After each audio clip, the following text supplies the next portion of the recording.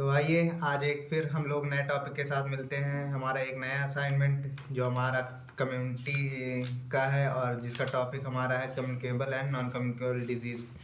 Communicable disease जो एक दूसरे से डायरेक्टली फैल सकती हैं और इनडायरेक्टली भी फैलती हैं।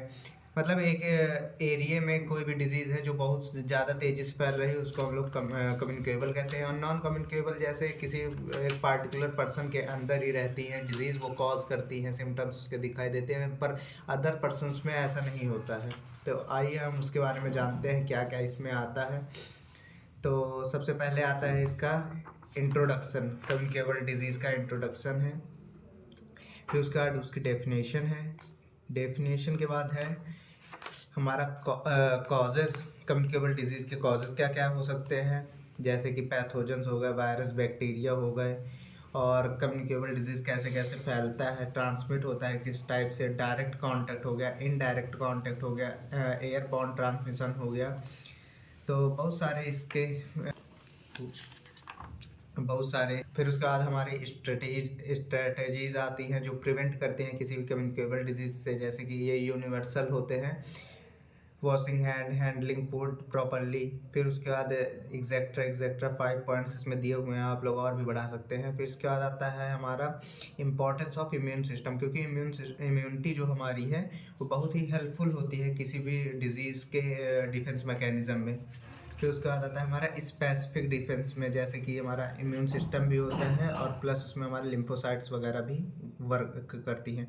जैसे हमारे टी सेल्स हो गए एंड बी सेल्स हो गई। वैक्सीन्स के थ्रू हम लोग टी सेल्स और बी सेल्स को लेते हैं। जो टी सेल्स होते हैं उनको हम लोग किलर सेल्स के नाम से भी जानते हैं, जो हमारे इम्यून सिस्टम का बहुत ही इंपॉर्टेंट पार्ट होती हैं। हमारा कॉमन कम्युनिकेबल डिजीज़, जैसे बहुत सारी डिजीज़ होती हैं जो कम्युनिकेबल होती है, उसमें कुछ एग्जाम्पल दिए हुए हैं, जैसे कॉमन कोल्ड हो गया, इन्फ्लुएंजा हो गया, निमोनिया हो गया, स्ट्रेप थ्रोट हो गया, ट्यूबरक्लोसिस हो गया, हेपेटाइटिस ए बी सी हो गया। हेपेटाइटिस जो है बहुत ही डेंजरस डिजीज़ है। फिर उसके बाद हमारा इन्फेक्शियस डिजीज़ मॉडल, जैसे डिजीज़ होती है वो किस तरह से फैलती है, होस्ट होता है, पैथोजन होता है, एनवायरनमेंट होता है। फिर types of communicable disease, respiratory infection हो गया, इंटेस्टाइनल हो गया, आर्थ्रोपोड हो गया, सरफेस हो गया, सेक्सुअली ट्रांसमिटेड डिजीज। हमारा कि किस वायरस या बैक्टीरिया से कौन कौन सी डिजीज़ कॉज हो सकती हैं, तो उसका पूरा चार्ट बना कर दिया हुआ है यहाँ।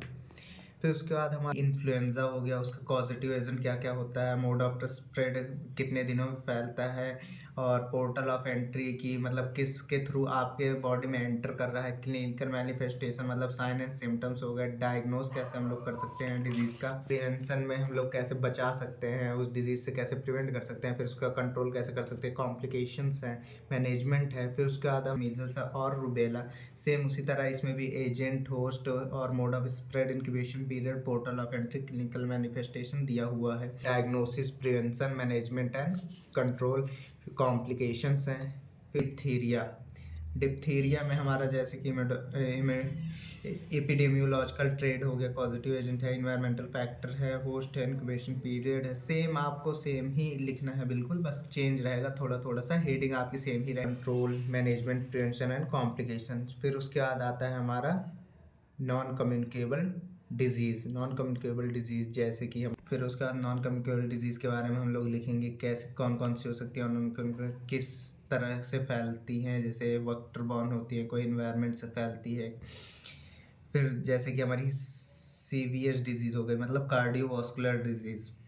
तो कार्डियोवास्कुलर डिजीज़ किसी एक पार्टिकुलर पर्सन में ही रहती है, वो किसी एक दूसरे से फैलती नहीं है, डायरेक्ट या इनडायरेक्ट किसी भी तरीके से।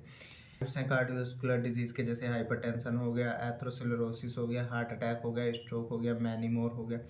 एथरोस्क्लेरोसिस बहुत ही इंपॉर्टेंट डिजीज़ है। या रिस्क फैक्टर्स के बाद हमारा रिस्क फैक्टर पार्ट सेकेंड है। फिर उसके बाद हमारा कैंसर में उसके टाइप्स हैं, लिम्फोमास है, ल्यूकेमियास है, कार्सिनोमास है, सार्कोमास है। ट्रीटमेंट आता है क्या क्या हो सकता है। फिर उसके बाद आता है डायबिटीज़ के बाद आता है हमारा physical and mental challenges, communicable versus non communicable में डिफ्रेंशिएट भी किया गया है।